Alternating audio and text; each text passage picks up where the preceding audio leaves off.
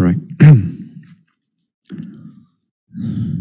So last week, Friday, we were talking about the Chittanupasana and Dhammanupasana in regards to the hindrances, and in regards to the hindrance of restlessness and regret, Uddhacca and Kukucca.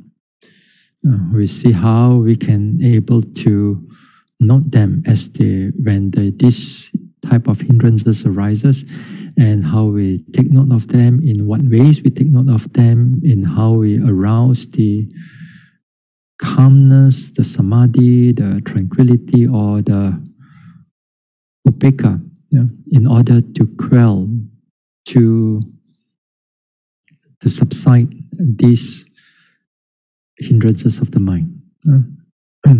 We also look into some parts of which is indirect method, in the sense of like sitting, touching, or in-breath, out-breath, or even walking meditation, or even the whole body noticing. This way, indirect way is good, especially for the beginners, because in the beginning part of our practice, these type of hindrances, they are very strong. It is impossible for a yogi, or most yogi, I wouldn't say all yogi, I say most yogi, they cannot handle a direct bombardment of a hindrance, what more a few. So they cannot deal with that, so they have to use indirect way in order to build up that mindfulness, to build up that calmness, to get any clarity. Therefore, with that mindfulness and calmness, it overcomes the restlessness and regret. So if you can do that, then it'll be well and good. Then to prevent this restlessness and regret from arising, then the levels of the jhana are also important, in the sense that if you have those real jhana, proper jhana, then you don't have much of a hindrance. They still come in, but they are not so strong because of the level of that concentration that you have. Or if you don't have this jhana, then if you think that you still have a lot of thinking, then perhaps anapanasati will be very helpful, because anapanasati is basically for those people who have a lot of thinking, a lot of philosophy in their mind, there are a lot of reflection in their mind. Very, very chonghei one are these people. But in a good way, in a wholesome way, but they can think a lot. These type of people need one object, and they need to stay there in order not to let the mind run into on this conjecturing,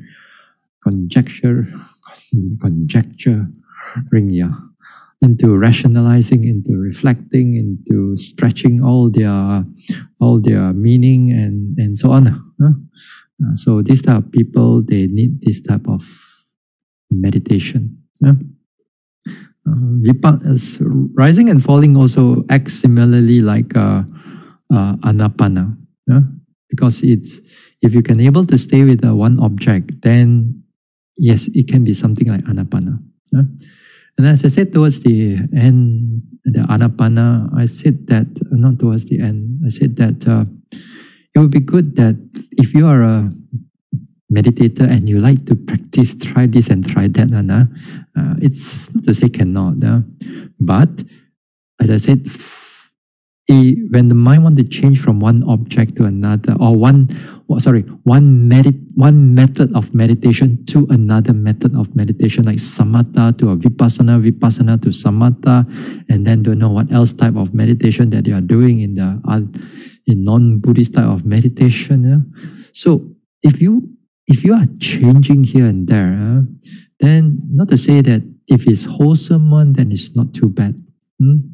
Of course, if unwholesome one, you should give up. But anapana is still a wholesome meditation.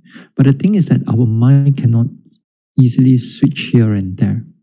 It's because of our strong habit. Unless you are very advanced yogi, then that is not a problem.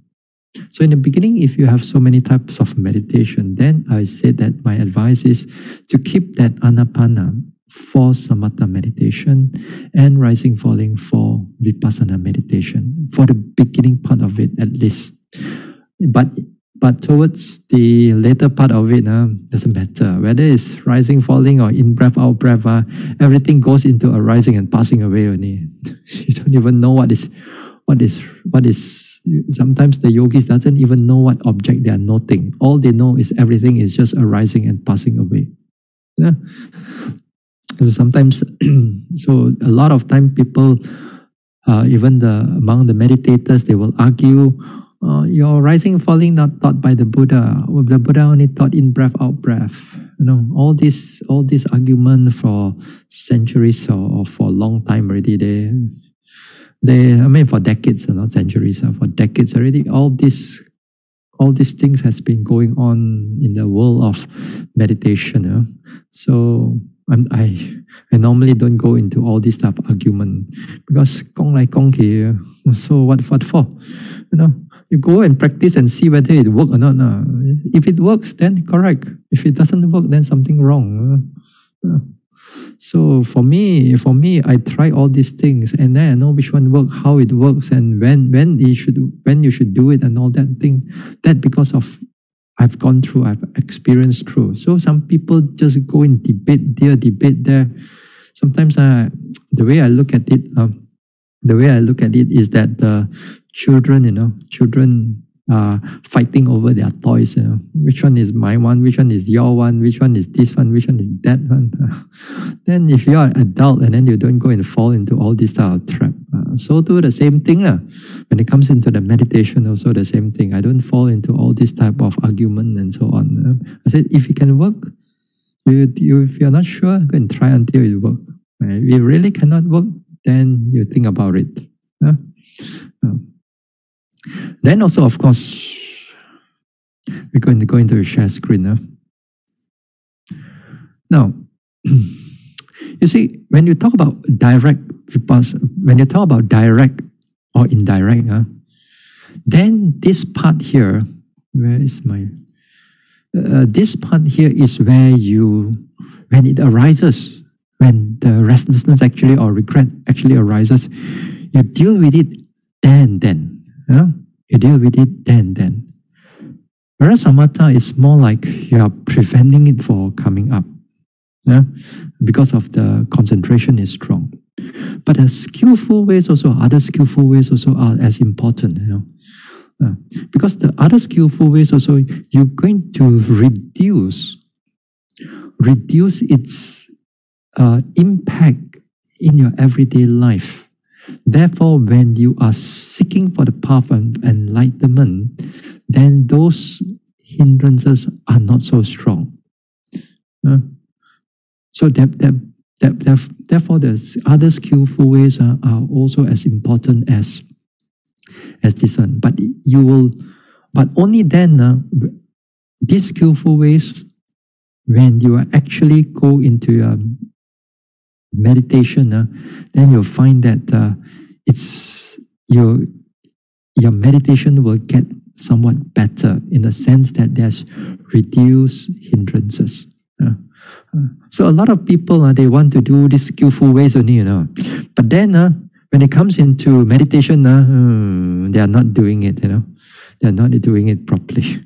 And then this vipassana, the way of vipassana, although Chittanupassana, Dhammanupassana, for some people, they listen to this thing, ayo Bhante, look kong kaya nechi, mo nyaki bing, so deep, I don't know what they are talking about, Bhante.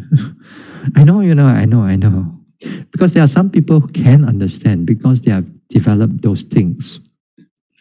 And perhaps in future, this Dhammanupassana and Chittanupassana, you will actually need it because when you actually go for a retreat, you definitely need these things.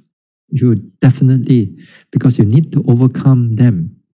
These hindrances, if you do not know how to overcome them, you will get not very satisfied with your meditation.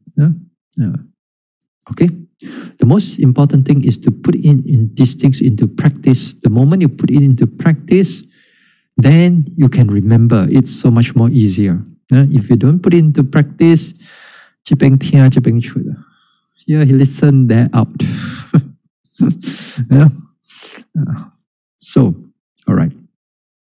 Now, that day also I mentioned, if you want other skillful ways to help you to reduce your restlessness and regret is time after time, you try to being silent.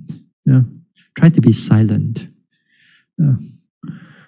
Being silent here is not many people can achieve that now, because being silent here, it's also includes not connecting to your computer, laptop, not connecting to your mobile phones, not your Facebook or your YouTube, your entertainment, your news, and so on. Being silent, that means that not only the speech, but also you are away from all this, your gadgets and books and so on. Just be present at that moment of time. That wherever you are, there you are. Being silent for a while, time after time, Of course, we are not asking you to go into like the Chinese, they go into big one, not into that area that you stop talking for like 1 year, 2 years, not that. But I'm saying that it's just for a while, maybe for an hour or two. Forget about all your this thing. I mean, purposely do it, Purposely do it. Then you'll be good. If you can do this now, sometimes, of course, at home, I mean, nowadays, for Malaysians, they're going to be at home a lot for the next 2 weeks. So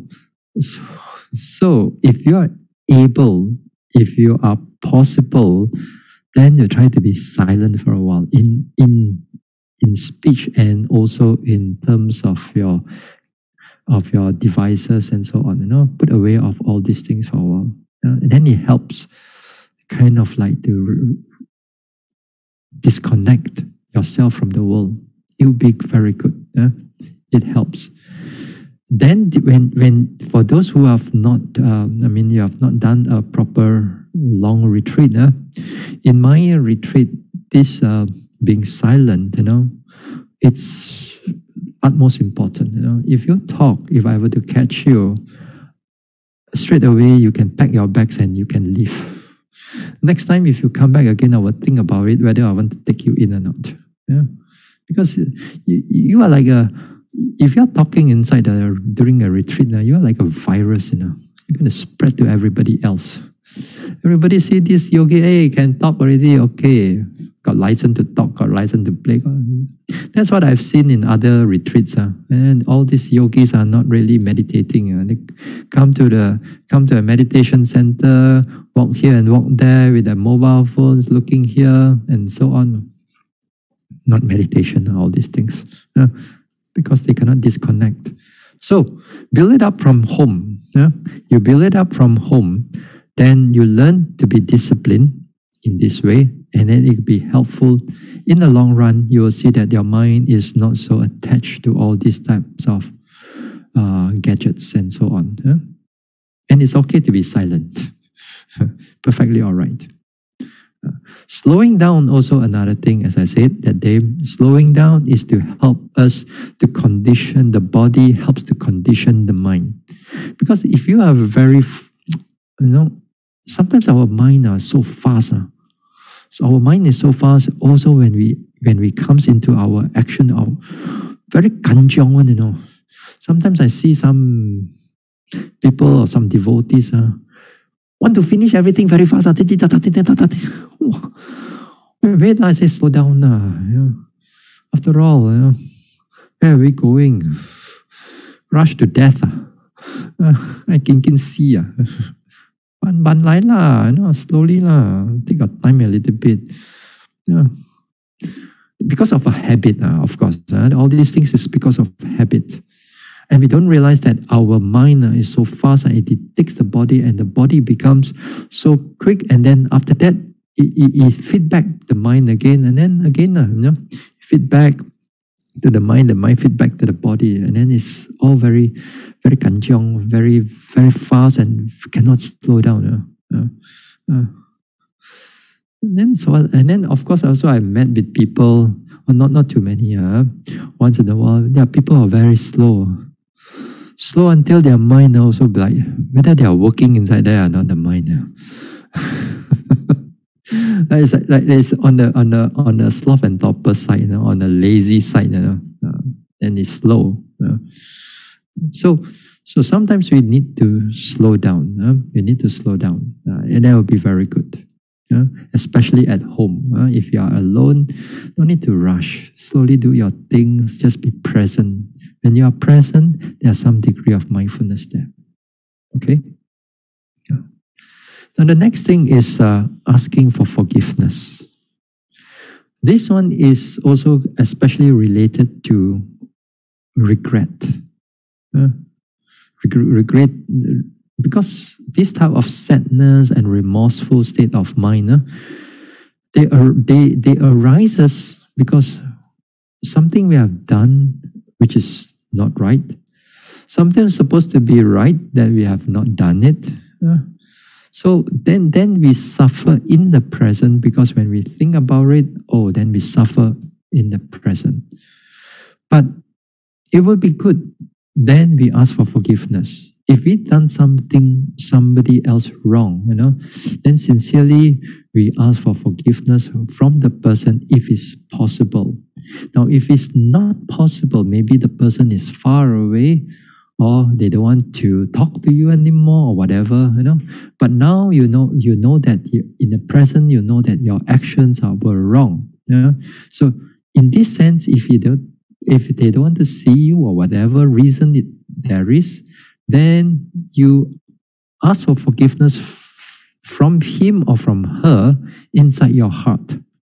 From inside your heart, and you have to be sincere with it, that those things have done something wrong, or those things I have not done, something I have not done. Then it helps to elevate that type of sadness or remorse. That also is helpful. And then so sometimes also, of course, with this forgiveness, also not just asking for forgiveness, but also it's good that we can able to forgive others.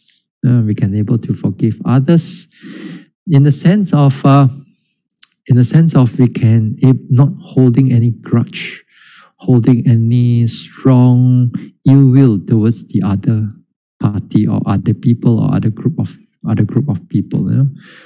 Don't hold in the heart, because you are holding the heart, and whenever you think about those group, then the whole mind goes into ill will, a lot of restlessness also, together with the restlessness.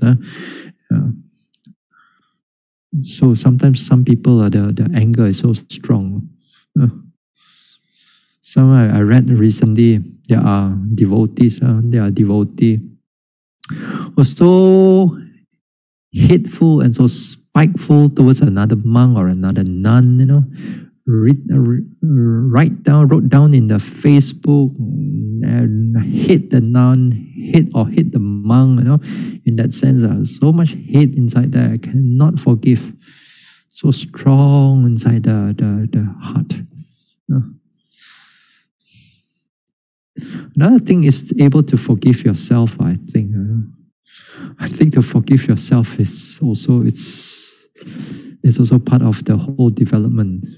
Sometimes we done a lot of things because of our ignorance, and then we cannot forgive.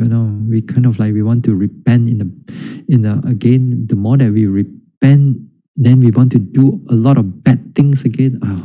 All this, it's because we do not know how to forgive ourselves. We cannot sincerely forgive ourselves, because we all see the past of us is still the same, like what is we are in the present. Sometimes because of the past, we are totally ignorant about all these things, but in the present, we still hold on to those things that we have done wrong. We cannot forgive ourselves. So it's good that it'd be wonderful that we learn to forgive ourselves also sincerely. We acknowledge that those things in the past that we have done wrong, we cannot change it anymore.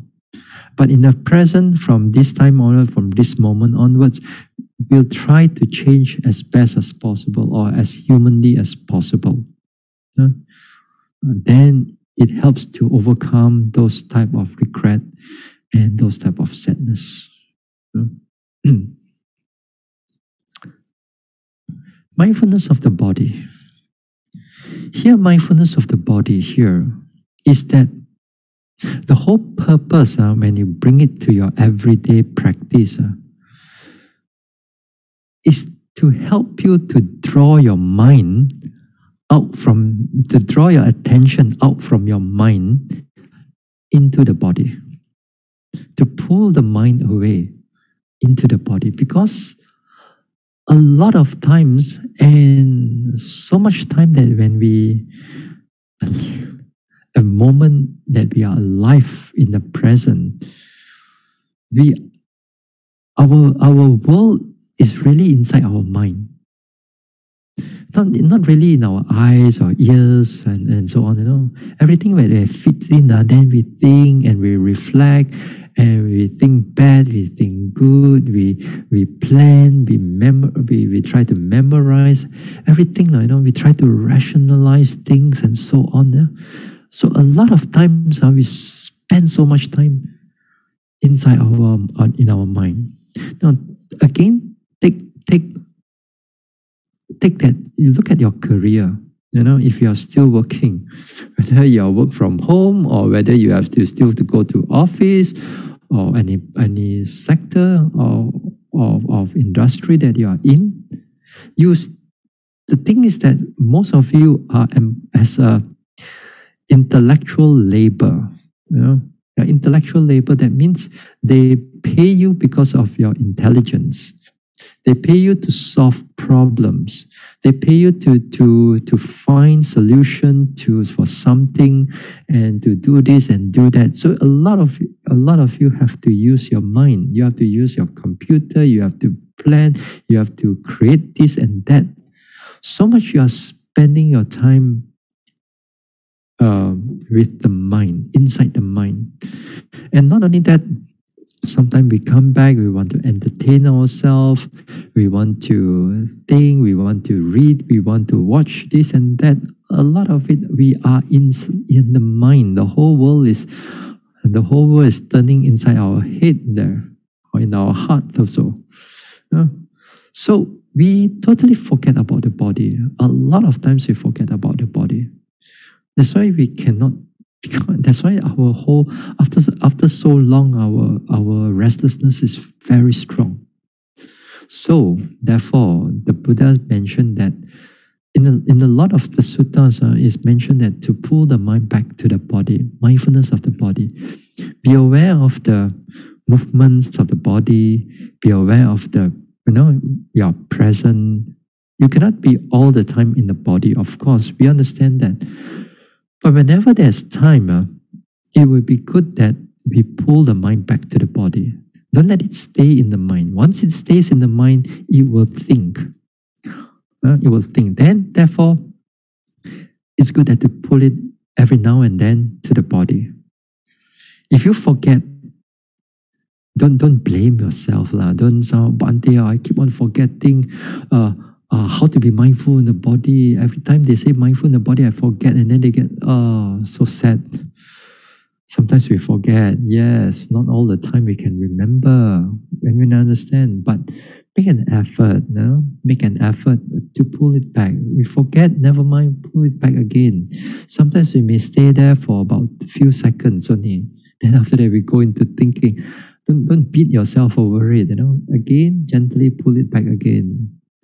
Now, one of the things is that mindfulness of the body will be good.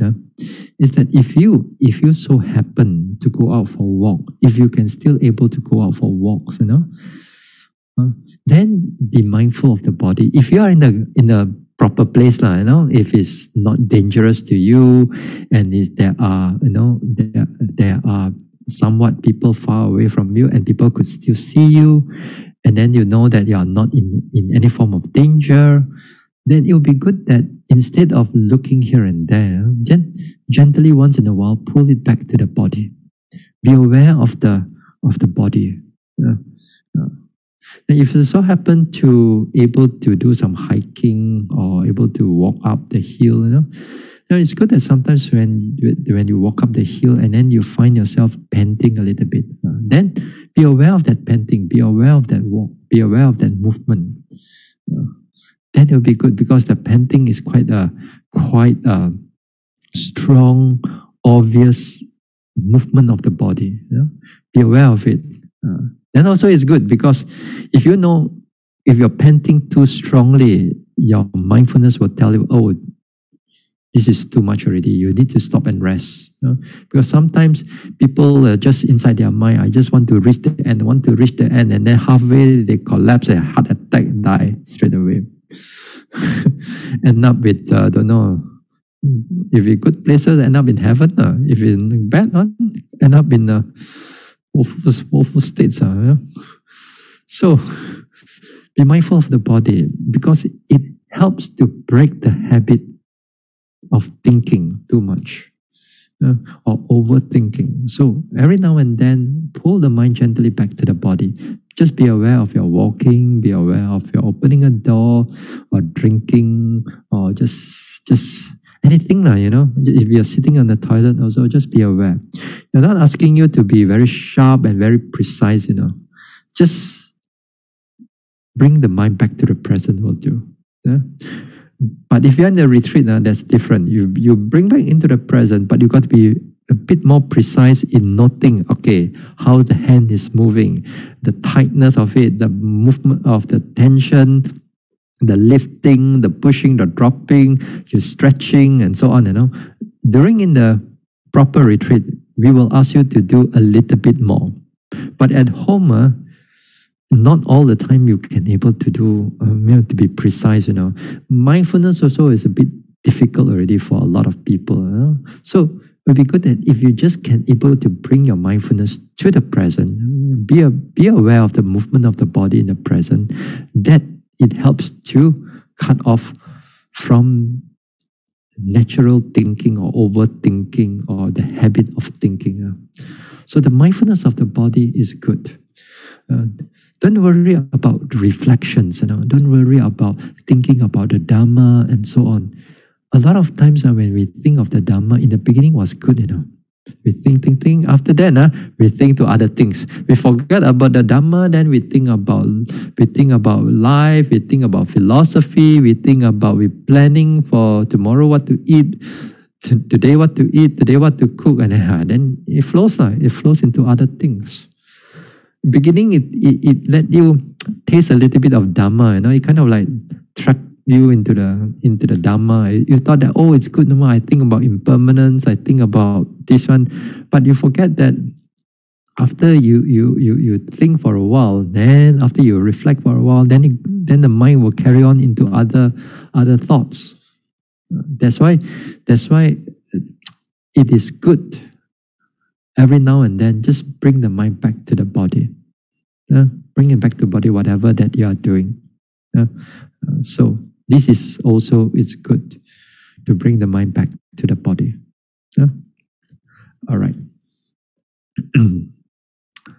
Much learning. Much learning here is that we learn about those things which is useful and proper for us, Not learning about all kinds of nonsense. Much learning here also involve into, like for example, if you want to do a meditation, then you got to learn up the skills. That means you have to read about it. What are the skills? What are the good skills to have? What are the bad skills that you should avoid? What are the things that we should do at home before we come into a retreat? How to live a life, how to live a good life, what is the meaning of karma, understanding what is 5 precepts or dependent origination, If you want to know a little bit of Abhidhamma, it will be also very good, some suttas here and there. Sometimes some competent teachers, what they wrote some of these things, then it's wonderful. This is good learning. But you don't have to learn about all kinds of everything. If sometimes you have a worldly news, if some of the worldly news, if you don't follow them once in a while, it doesn't matter. Some people very attached to all this news. Some people attached to what now? They like what they love to see is like worldly. How to hack your life. So how to DIY everything, How to do this and how to do that. Once in a while also I do see all these things, because if sometimes I need to fix certain things, I cannot ask people to come. I got to go into the YouTube and learn how to do that, But if you don't know how to bake a cake, then it's okay. That one. But some people love those things. Some people love those type of how to do this, how to bake a cake, how to clean this, how all this hack. Anyway, this is worldly learning. If you know a little bit, not to say it's bad, but if you are over attached, then it can be a problem. Much learning also in the sense of you also have to learn from others. But because that sometimes there are those people with a lot of Dhamma, they think that they are better than others already. You are a young monk. What do you know? You know nothing. I already 40 years, 50 years in the Dhamma already. My age is double you. You young monk, what do you know? I heard these things in the past. I heard these things in the past. Okay, it's all right. If you don't have faith, it's perfectly okay. But be careful of your ego. You don't see your ego is there. You don't see your conceit is there. When you don't see your conceit is there, you block every wholesome thing that's going to come in. You thought that you know a lot of things, but you block everything. You block all kinds of wholesomeness and wholesome learning and wholesome things. So you think that you have a lot of learning, but your learning is all connected with a lot of ego. So that one also you got to be careful. So much learning here means that we have to bring our humility in, not our ego in. We got to open ourselves to listen, to learn from what the people say. Now, sometimes also I go into like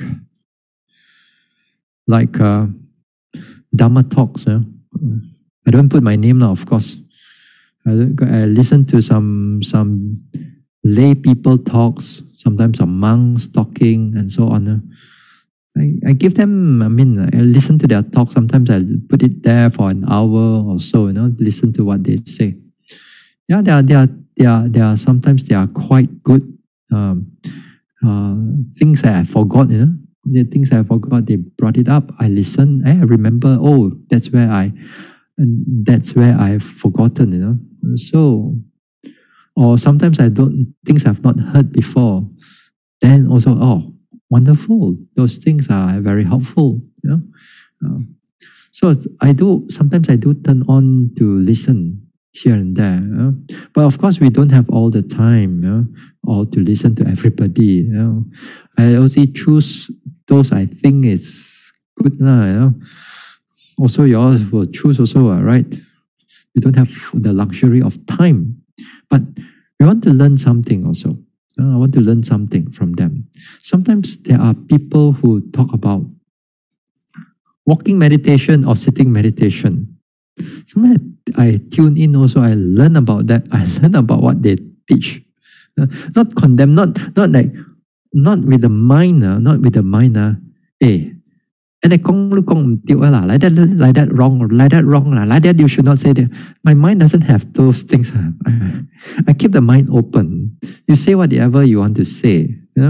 You speak whatever the person speak, and then I don't go and judge it and go and judge it. I can speak better, I can talk this way better, I can make it more clearer. No, I don't do all those things. I just keep the mind open and see what the person is talking, rather than judging here and there just because of our ego. We think that our much learning that we have, So if you have those type of things, you do be careful, because we don't realize that our ego is very connected to our Dhamma also. And we thought that we have a lot of Dhamma, and then when somebody else is talking, we think that we are better than everybody else.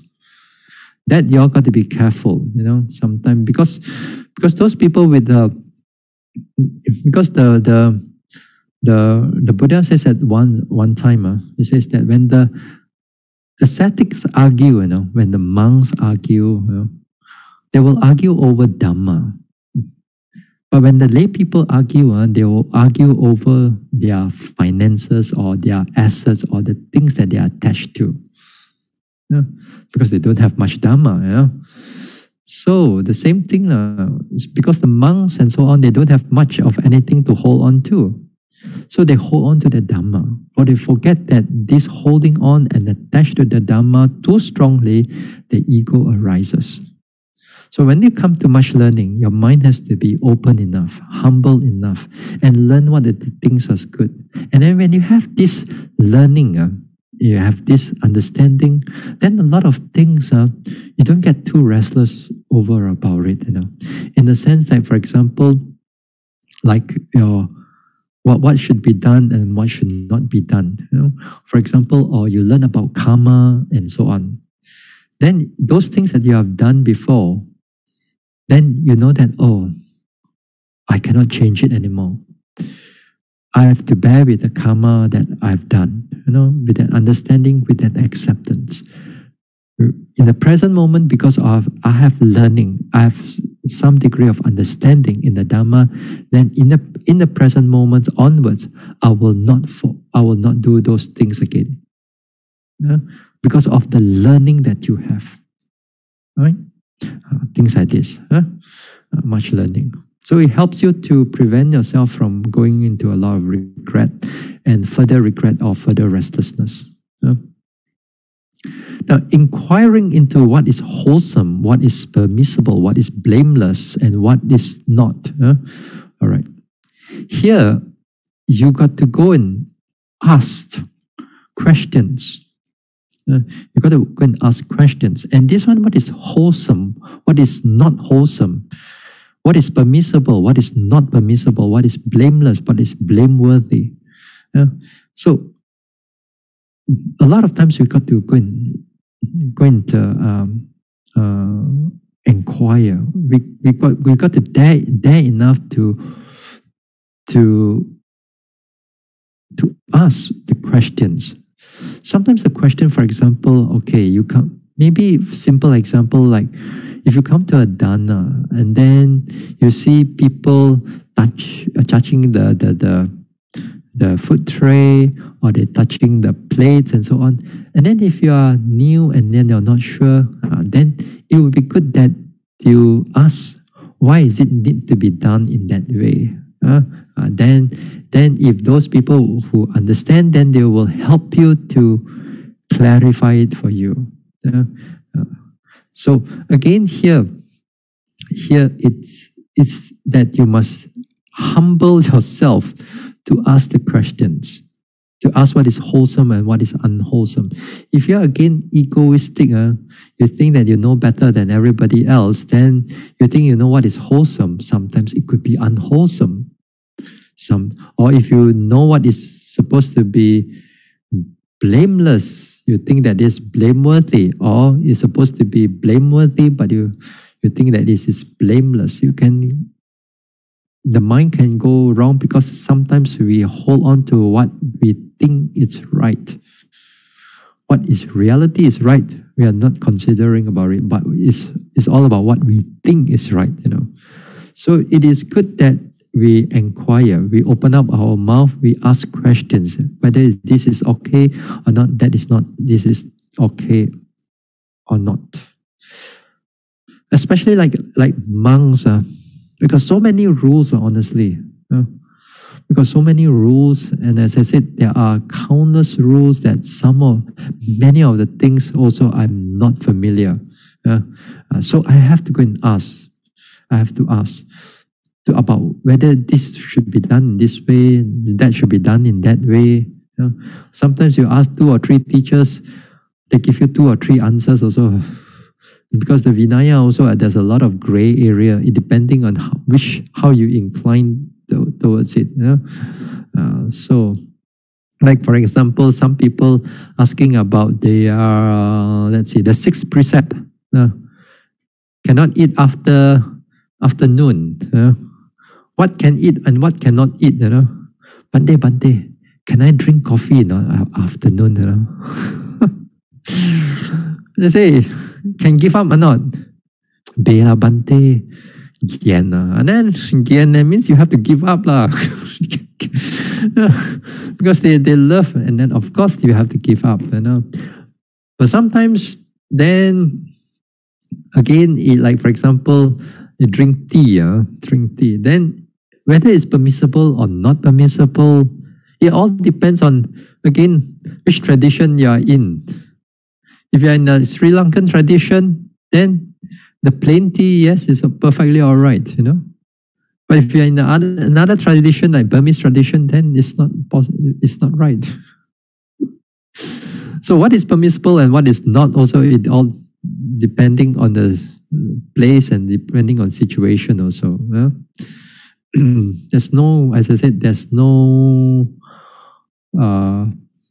black and white one, not so clear at certain things. But there are certain things that are clear. What is wholesome and what is not wholesome?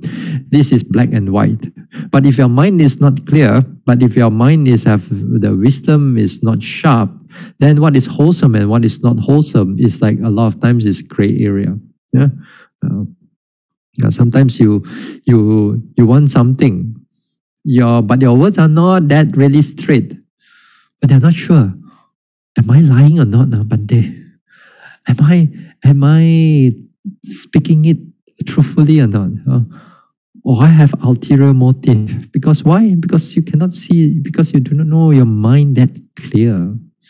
That's why when you do not know the mind that clear, then therefore, there's a lot of gray area. This is the time it's good for you to go and inquire from people who are more from certain teachers or certain devotees who are very much into Dhamma, then inquiring from them. That will be very good. Inquiring, so that next time in the future, when you think about those things, and then at least you have a clearer picture, the mind doesn't go into a lot of restlessness, a lot of regret, and so on. Skillful in the Vinaya, skillful in the precepts. That means if for devotees, the skillful in the precepts, that means you have to know how the precepts work. How the precepts work. What are the wholesome part of the precept? What's the wholesome resultant of a precept? What is the unwholesome resultant of a precept? And then what you should do, and so on. Those things, if you are good in it, you need to learn. I got to learn about intention. For example, you want to learn about precept, you got to learn about intentions. You got to learn about, let's say, killing living beings.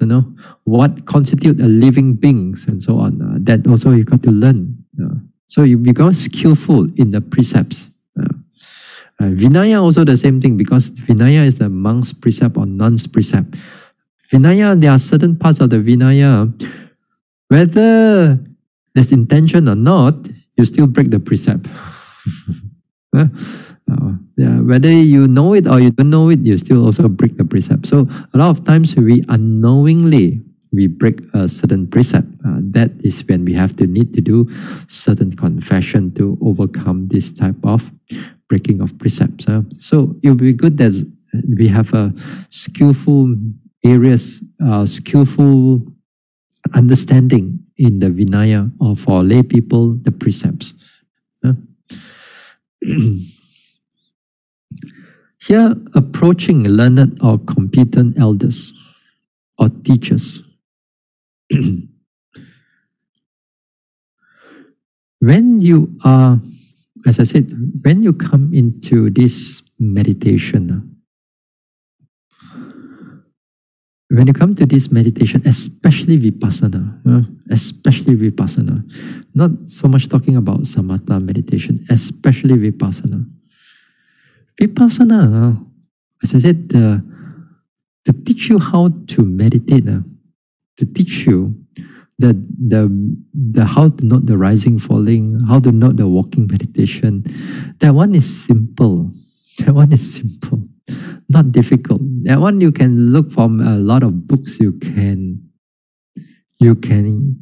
understand those ways of this one. At least you can start, But when you come into hindrances like what we are talking in these topics, that is where you need teachers.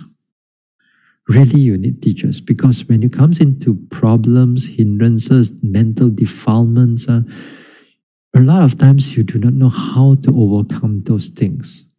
Not only you do not know how to overcome, you don't know in the first place they are already there. That is where learned or competent teachers will come in to help you to overcome this problem. So that's why when you do Vipassana, you need some people to guide you, or you need some teachers to guide you over some time.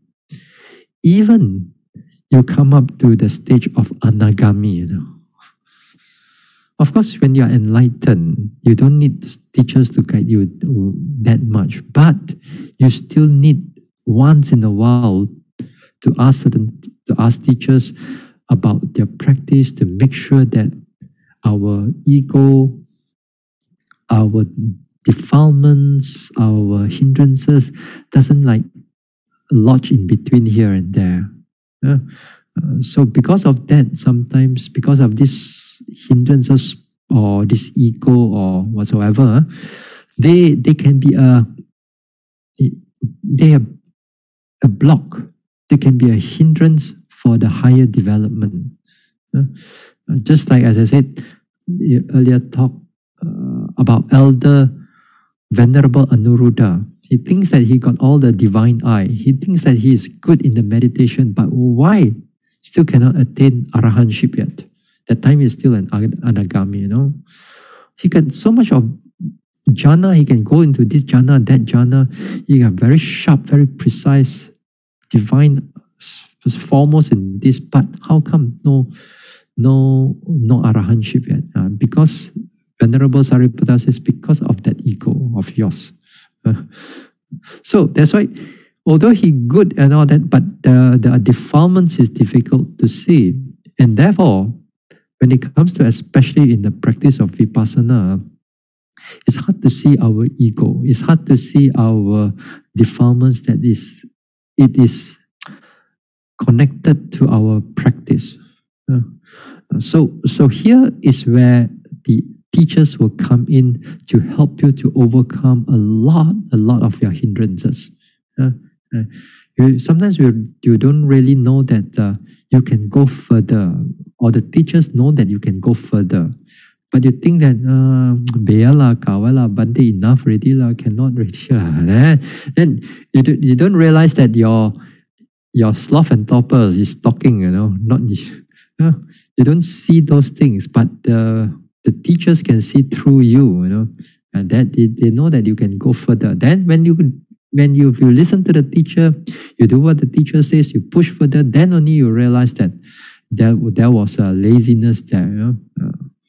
So approaching teachers is to help you to overcome a lot of your unwholesomeness, a lot of your hindrances, a lot of your ego, or a lot of your mental proliferation, the all the papancha, all those things are bad one. So now approaching the teachers or elders also, then also in a further, it helps you to refine your practice. Again, the refining of the practice is not easy to find in those books. It comes with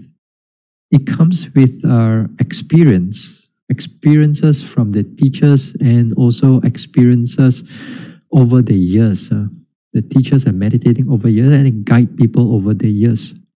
And again, when you come into the development of a yogi, each and every yogi is very different. They're similar. Their principle of the principle is the same, but it's just like your thumbprint, although we're all lines are near, but every one of us is different. So in the meditation, also the same thing. When you go into further development, sometimes there are certain yogis, certain mental qualities are more stronger than the other mental qualities, and that mental faculties or mental's ability, will shows in his or her actions, or in his speech, or in the way of meditation, because that part of that is more prominent in that yogi. For example, like a yogi is a more faith type compared to a more wisdom type, So there are some yogis are more concentrated yogis. There are some yogis who are more energetic yogis. So they are different.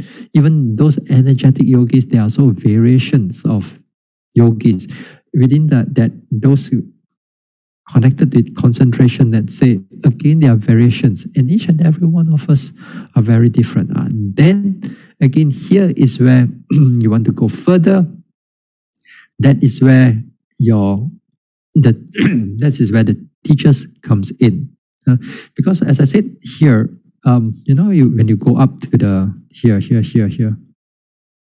let me show you. Dhamma udacha, when you are restlessness regards to the Dhamma cultivation.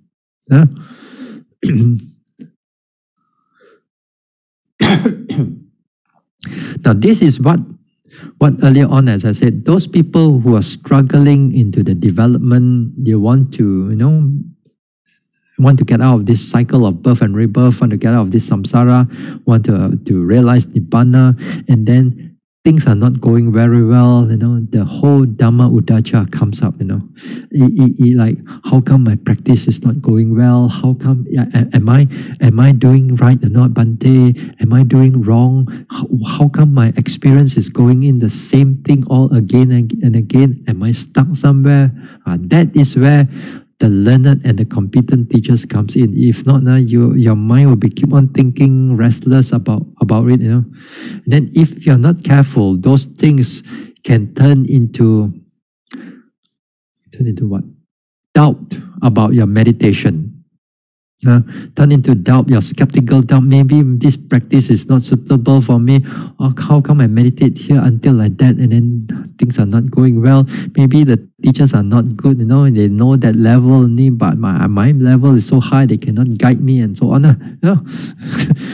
So a lot of doubt will start coming in. So you got to approach and learn from those competent elders or competent teachers. They will help you to go further into your practice, so that you don't have those restlessness, or especially the Dhamma restlessness inside you. A suitable speech and associate with those who are calm and collected. Here, association with those who are calm and collected, that means if you want to overcome a certain mental attitude, as a certain mental hindrance like restlessness or regret, then you should not mix with those people who wants to do that, or they don't realize that they are doing it, in the sense that Those people like to hoo-ha, like to make a lot of noise, like to talk and talk and talk and talk and talk and talk and talk. Very chiong. Hey, there are some aunties of mine now. Oh my goodness, they sit there. My God, they talk and talk and talk and talk from here, talk there, talk there, talk there. Oh my goodness. Just because they are relatives, are sometimes a hobby, Give face a little bit. Oh, my goodness, sometimes talk and talk and talk. Love to talk. And then love to do a lot of things. Cannot sit still, other words. They cannot sit still. They got to mind, have to do this, have to do that, have to do this. That's why a lot of people, they have this mental anxiety. Whenever they sit at home, whenever there's a lockdown, mental anxiety is a lot because they need to do something. Well, you see, like when you're in a retreat, when you're in a proper retreat, you don't go out for 2 weeks. It's okay. We don't go out for 1 month in the retreat. We never step out of the gate also of the retreat. It's all meditating, walking, sitting, no internet, no mobile phones, no this one. It's perfectly all right. And we are going into that life, that type of life, perfectly okay. But for a lot of people, you just cannot because the mind is so restless.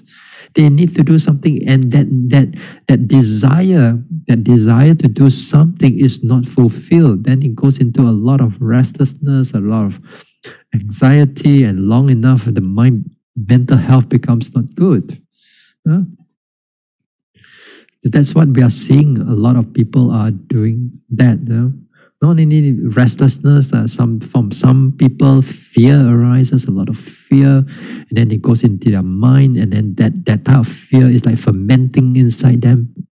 Then we go into a lot of mental health issues. So here, if you really want to develop your mind and you want to get out from this, you want to reduce the restlessness, then you got to look for people who are more calm, more serene, people who love to seek for that type of calmness and serenity. But if you are like in your group, let's say some devotees, some Buddhist devotees love to like music devotees. They're music one. They love to play music, ching ching chang chang, ching ching chang chang, sing all the Buddhist songs. Not to say it's no good, but there's a lot of restlessness inside there. There's a lot of yogis like to do missionary work, like organize talk and then give talks and so on. But when it's talking about calming down and mindfulness, they do not want to do all those things. So even among devotees also, Buddhist devotees also, you must know where to look for the right people in order for you to develop certain mental qualities or certain mental development. If you associate with the wrong one, not to say they are doing wrong things, but they don't break precepts, they don't lie or cheat or steal, but they are connected with a lot of restlessness and so on. If you go and mix with those things, those people, then you're also going to be like that. If you go and mix with those people who wants to have more calmness, practice, go for a little bit of meditation here and there, then here when your mind is inclined into it, you'll be start changing your state of mind. That'll be good. Yeah? When you associate with those people who are calm and collected, also you will hear them talking about what is wholesome in the sense of what is helpful to calm the mind down, what is helpful to bring the mind into concentration, what is helpful to reduce the restlessness and so on. What are the activities that you should take up, what are activities that you should abandon. They will talk about those things, they will talk about those type of speech when you associate with this type of people. So that's why this type of calm and collected type of talk, not many people want on. People like to have hoo-ha, happy, joyful, smiling, and all that thing, So this type of, as I said, this type of meditation type of talks, very few people want to listen. So that's why, as I said, in the Vipassana meditation, usually not many people compared to other forms of meditation like Samatha meditation. So, and anyway, so these are the skillful ways. There are some of the skillful ways. I don't think I can able to cover everything. I don't think I can able to cover everything for these things.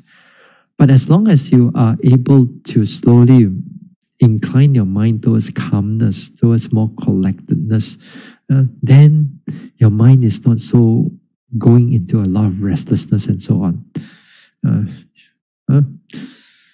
All right, I think that's about it for tonight. So, okay, so so Wednesday we'll look into the fifth hindrances on the skeptical doubt, and skeptical doubt also is connected with restlessness, but the skeptical doubt is dangerous in the sense that it will shake your faith, it will shake your saddha, and we're going to see those things and how make sure that we don't make all our confidence go into haywire. All right, we'll stop here for tonight. Okay, we share merits.